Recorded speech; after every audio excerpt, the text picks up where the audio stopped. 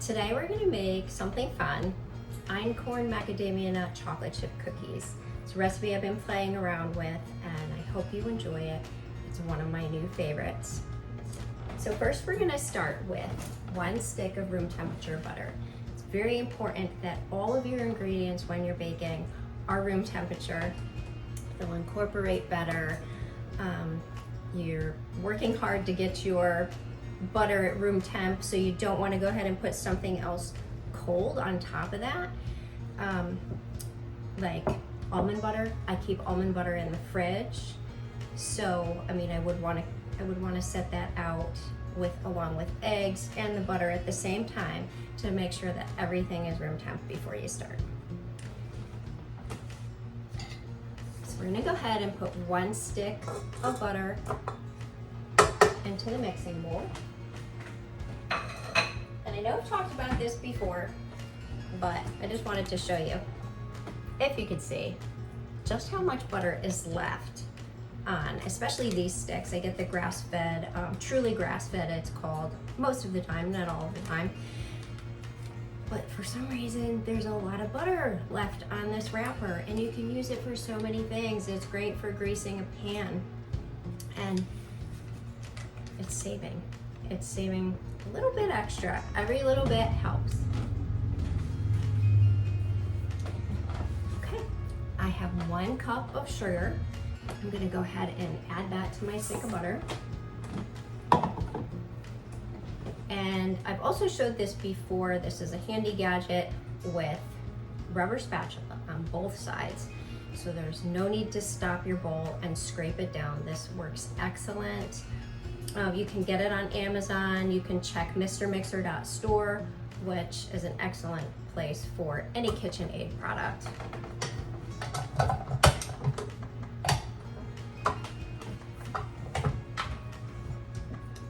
Just turn the mixer on low to start, and we'll be back in a minute. I'll show you what you want your butter and sugar mixture to look like.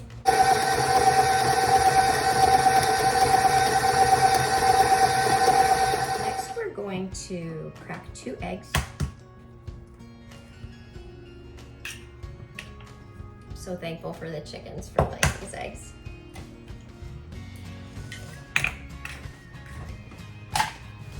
And turn the mixer back on, and we're going to incorporate 1 egg at a time and make sure that the first egg is fully incorporated before we add the second egg in.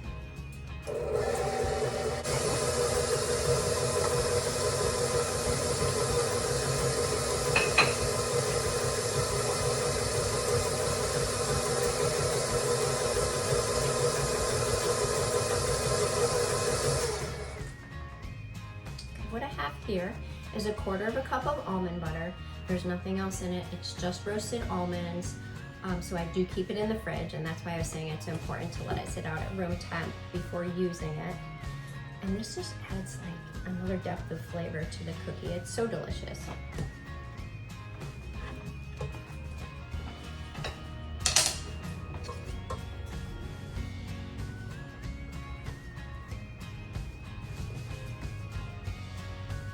As always, I talk about my measuring cup. You can check out this measuring cup on Amazon. I'll put it in the description below. And next we're going to want to add 2 teaspoons of vanilla extract. I have 1 cup of ground almond flour. I'm going to put that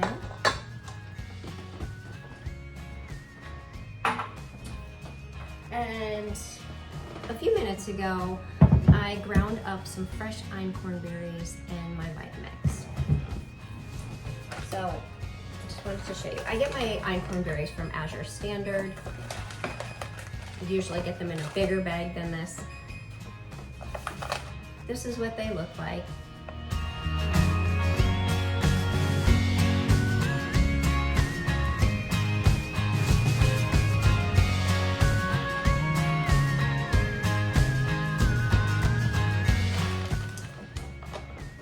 This is an ancient grain that has been not genetically modified. Basically, it's been untouched. It's in its most natural form. The flavor is great. I love it in bread. I love it in cookies. You can find it in other places. I have purchased it before on Amazon also. I do love Azure Standard. Usually, for some reason, I was only able to get this little bag one time, but you can buy it in bigger bags, which is great. And the one thing when you are using the fresh wheat berries, you want to grind them right before you're going to use them, because as soon as you do start to grind your wheat berries, they start to lose nutrients. And I am going to add 1 cup of einkorn flour along with 1 cup of the almond flour that we already put in. The Vitamix does a great job at grinding the wheat. I never used anything else, so I'm sure that a grain mill would probably work just as good, if not better. But I do highly recommend the Vitamix because you can use it for so many things, not just for grinding grains.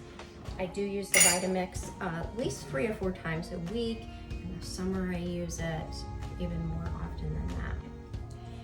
And next I have a 1/2 teaspoon of baking soda, a 1/2 teaspoon of baking powder, and a 1/4 teaspoon of salt that I'm going to put in with the 2 flours.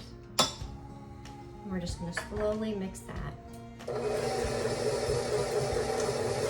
I have the mixer on its lowest speed, just until the flours are incorporated. You don't want to overmix it. And here I have 1 cup of macadamia nuts that I toasted on the stove before. I'm going to go ahead and put my 1 cup of macadamia nuts in to the mixer. And today we're using Ghirardelli semi-sweet chocolate chips. I usually use the dark chocolate chips, but for these, I wanted to use the semi-sweet. And we're going to add 1 cup of that. And you can add more or less. I like a lot of chocolate chips in my cookies. I'm going with 1 cup. And the same with the nuts. You can add more or less.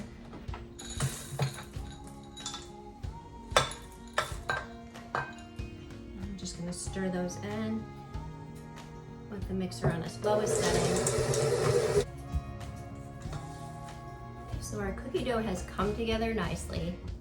And what you want to do now is cover it with some plastic wrap, or I have one of these little handy gadgets here to save from using a lot of plastic wrap. You want to just cover it and put it in the fridge for about 30 minutes, and then we'll go ahead and bake them. Okay, so we've waited 30 minutes with our cookie dough in the fridge. And you might be wondering, why did we do that? Because we worked so hard and waited so long for everything to come to room temp. Well, the reason is, if you don't put it in the fridge, your cookies will spread out from the heat of the oven. They're going to spread too quickly, and it'll just be a mess. We have almond butter in there, which is soft. We have a stick of butter, which is soft, and it's just the safer way of doing things. It is definitely worth the wait. So I have a really large cookie scoop, and just gonna put 8 cookies. I have a large baking sheet.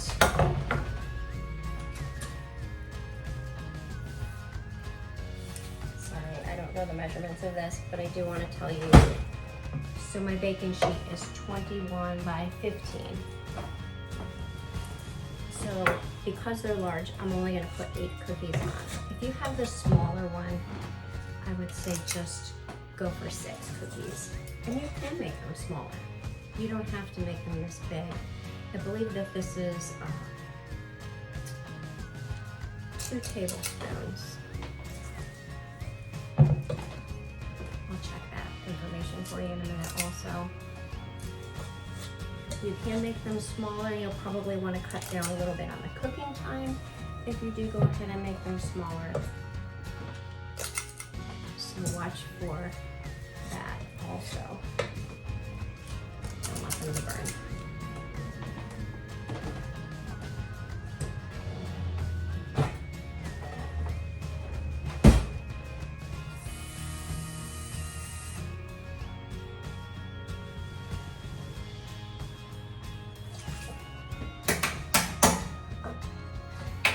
Yes, it is a 2 tablespoon size scoop.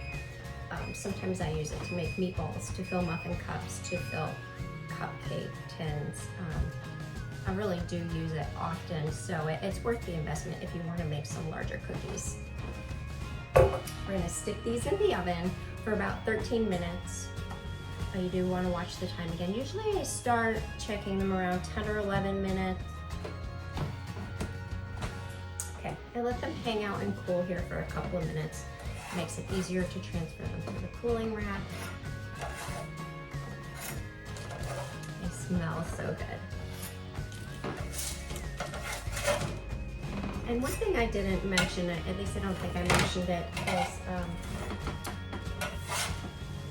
after filling the tray and putting them in the oven, I put my bowl of cookie dough back into the fridge and keep it there until I pull the batch of cookies out of the oven and I'm ready to fill another one.